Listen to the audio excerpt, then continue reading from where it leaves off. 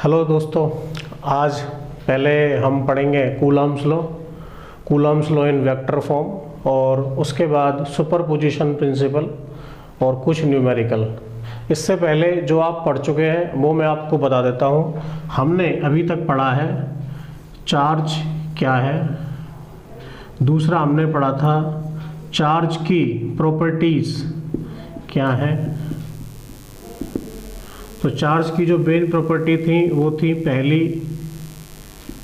Conservation of charge और दूसरी property थी क्वांटाइजेशन ऑफ चार्ज। ये हमने कल पढ़ लिया था। उसके बाद तीसरा टॉपिक मैंने आपको बताया था methods of charging. Methods of charging में हमने पढ़ा था charging by friction, bye conduction and by induction. इतनी बात आपको सबको यहाँ तक की क्लियर हो गई थी। फिर मैंने इस पे बेस्ड 2 से 3 न्यूमेरिकल आपको करा दिए थे। आज जो हम स्टडी करने वाले हैं वो है कूलम्ब्स लॉ।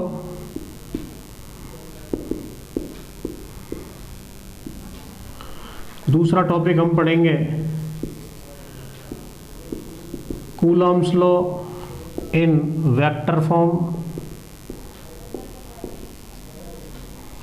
तीसरा टॉपिक हम पढ़ेंगे सुपरपोजिशन प्रिंसिपल।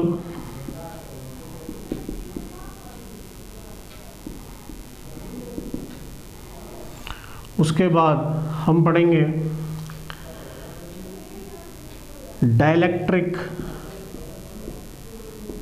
कांस्टेंट। ठीक है, तो ये आप पहले पढ़ चुके हैं। आज के टॉपिक में जो हम डिस्कस करने वाले हैं वो है Coulomb's law in vector form, superposition principle and dielectric constant. यहाँ तक की बात सबको क्लियर है? तो आज जो टॉपिक हम देखने वाले हैं वो मैंने आपको बता दिए। तो सबसे पहले हम क्या स्टडी कर रहे हैं? हम पढ़ रहे हैं कूलम्ब्स लॉ। हमने ये पढ़ा था कि जो चार्ज की प्रॉपर्टी है, like charges repel each other and unlike charges attract each other. तो जो like charges repel each other या unlike charges attract each other हो रहा है तो वो किस वजह से, और उसको हम कैसे पता करेंगे कि कितना फोर्स एक दूसरे पे वो लगा रहे हैं।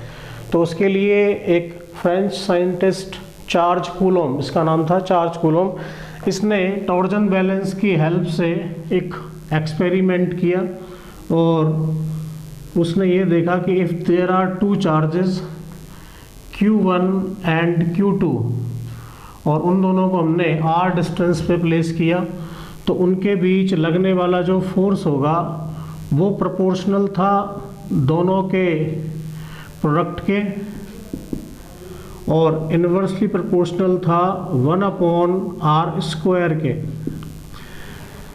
जब हम इन दोनों को मिलाते हैं तो मिलाने के बाद क्या आ जाएगा? F proportional to Q1 Q2 upon r²। तो F प्रोपोर्शनलिटी का साइन हटाएंगे, क्या आ जाएगा? K Q1 Q2 upon r²।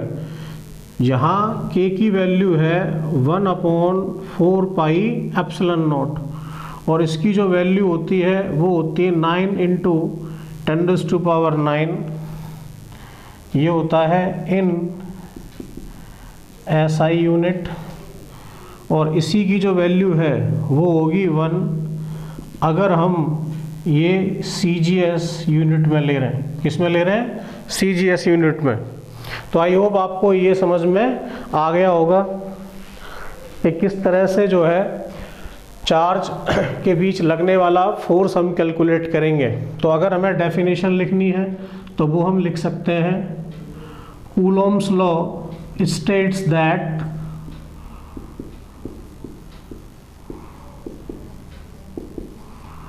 force between two charges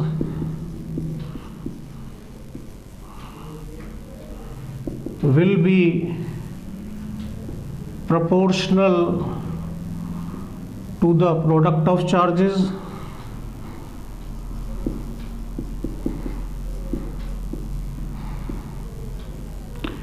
and inversely proportional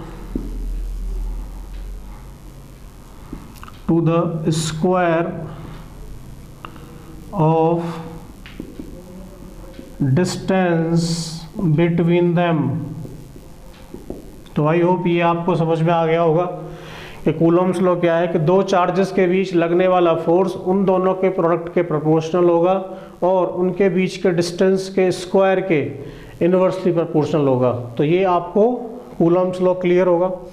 अब मैंने आपको बता दिया कि जो कांस्टेंट है इसे हम प्रोपोर्शनैलिटी कांस्टेंट कह रहे हैं, के क्या कह रहे हैं इसको हम, प्रोपोर्शनैलिटी कांस्टेंट के की वैल्यू कितनी 9 × 10⁻⁹ और एसआई में है ये, सीजीएस में होगी 1। ये जो टर्म है इसे हम कहते हैं epsilon not. This is absolute electrical permittivity,